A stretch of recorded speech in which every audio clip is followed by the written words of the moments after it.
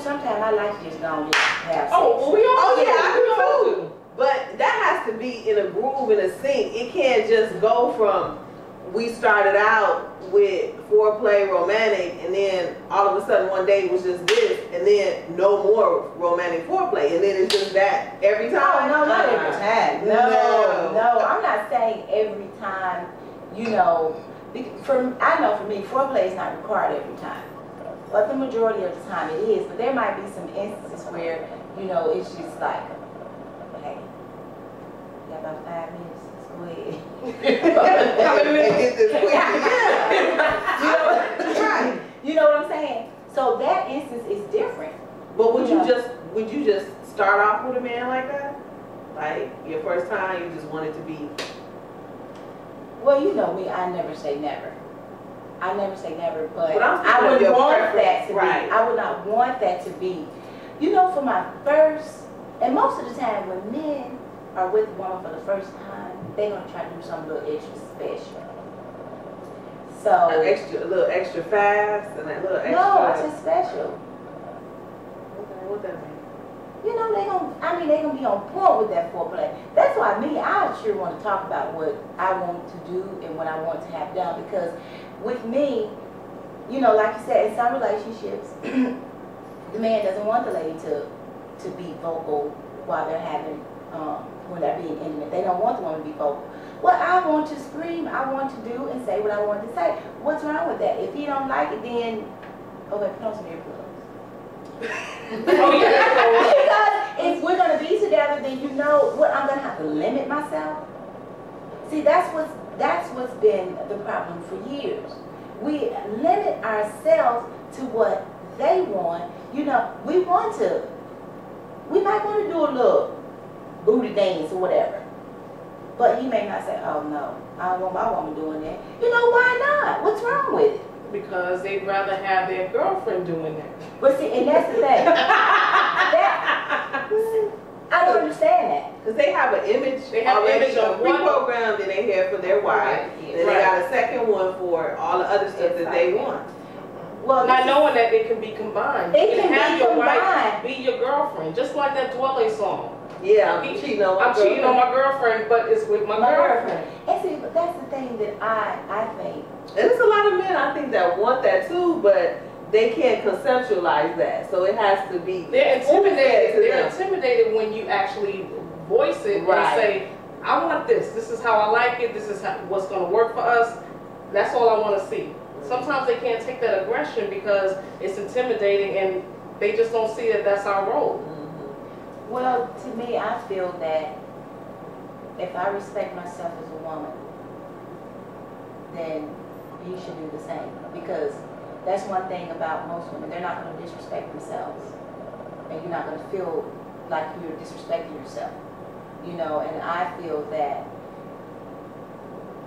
it's okay with me. If I want to yell, I want to scream or whatever, I want to dance or whatever, I feel respect for myself, and he should feel the same way. Yeah, when you're his girlfriend, but when you become his wife, and I don't understand. They think you're not supposed to do that. All your past, they will still blame. Yeah. Okay. Well, how many men did you have? Well, how many men did you sleep with? Because you're just doing this all too well. You know, you get those problems. But they want it well, but then they don't want you to get it well. They don't want their wife to do it. Oh no. So you're supposed to be submissive with your love making and just be this. You're supposed to be that pretty picture on the wall that they drew. Because they put their wife on this pedestal. Yeah. I actually had a guy explain to me like this one time that their wife is almost like an angel. And it's like, how do you have sex or get kinky with an angel? You can't, you know, in your mind. So that's what they do. They put their wife on a pedestal and then they go out and get, you know, somebody on the side to do everything else.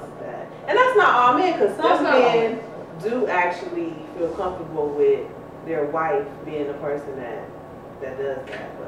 But you know, one thing, I think that's society. It is. Society does that to the men, to tell them that if your woman freak you up, she's a hoe. It also does it to the women. It teaches us that if we want to explore something sexually, that You know, that's not ladylike. You know, if you've had more than one sexual partner, then you're a hoe. You know, that's what society teaches, not only the men, but it teaches us. Because do we ever really tell our mate how many we've slept with? No. When they ask? And that's great. But can they deal with it? No, I mean, me, I'm upfront.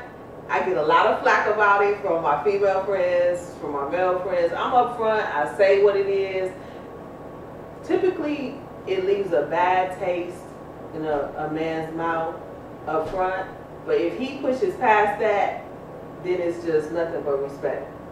Because a lot of times they know, Winnie, if he wants to deal with me, he has to push past it. Otherwise, it's, but when they push past it, they have a lot of respect, because a lot of things we don't tell our men, they already know. They already know. Yeah. But keep it. You haven't confirmed it, and as long as you haven't confirmed it, it'll sit there, but they won't stress you about it because they really don't know you haven't actually said it. It's true. Well, because they can't deal with those numbers.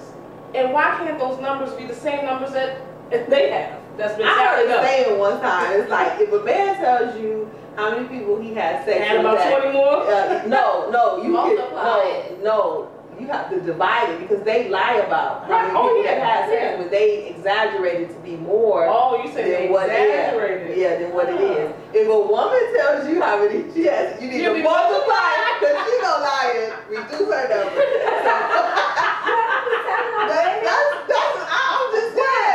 I'm just giving a reference to your point. Like, that's our society that does that. Yeah, society makes people, and that's the thing, society, we let society dictate and conform the way we live our lives, when we really shouldn't do that, because it's like you're not making yourself happy, you're doing what society thinks you should do, and you think that should make you happy, when it really shouldn't.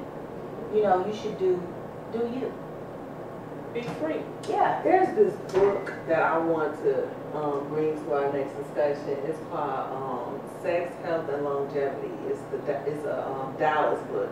And it in there, because we're on Foreplay, it speaks of, for the man and the woman, it gives you stages of foreplay and actually noticing signs of the body, so that you can know if a man is ready or if a woman is ready. Because just because a man is hard doesn't mean that he's ready. And typically they'll even think that they're ready. But he has to be elongated, it has to be hard, and it has to be heated. So that's the same with us. It's like stages of our foreplay. Just because a woman is wet doesn't mean that she's ready. Her desire may not be there. So she could be wet and not hot, and so she's not ready. And so this book gives those stages. I can't remember off the top of my head, but I'm always like wishing that men would know these stages and recognize these signs. So, well, I am so glad that you said that, because we say we want foreplay, we want these, we want that. Do you know, most of the time, some women, they don't even know what makes them feel good themselves.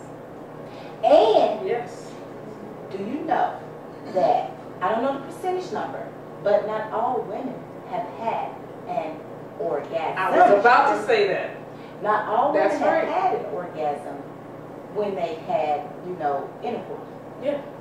So how is it that we know we want foreplay, we want to feel good during foreplay, but sometimes how you know what make you feel good? If you have never experimented or felt that before, so how do you know that you've reached that point of ecstasy, that point of feeling good? So how do you know that? What do you think about that? I am one of those women who took me many, many, many years to experience an orgasm.